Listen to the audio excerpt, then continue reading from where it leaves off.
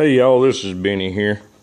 There ain't a whole lot of videos out there about these Kubota B8200s. And I have one here that's got the D950 engine in it. I've been having a lot of issues ever since I bought the thing, where I get too much fuel. Fuel's dumping into my oil pan. And you know, I done had the injectors checked and everything, the fuel pump or the injector pump.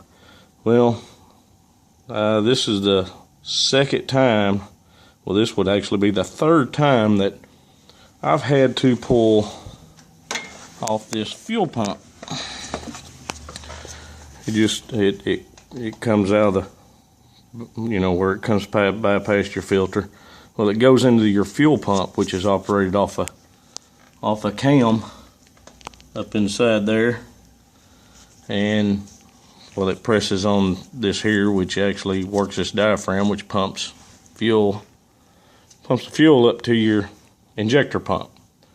Well, these things you buy nowadays, they're all junk.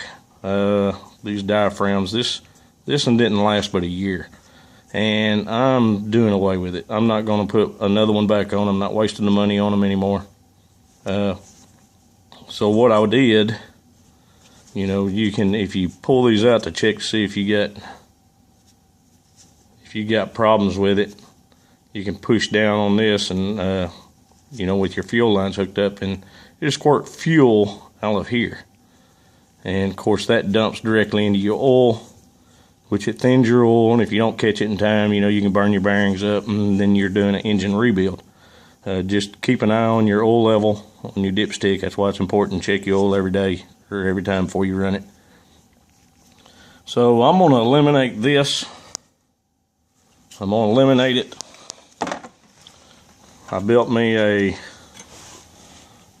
I made me a little plate to go over that hole, and I got a new gasket to put on it.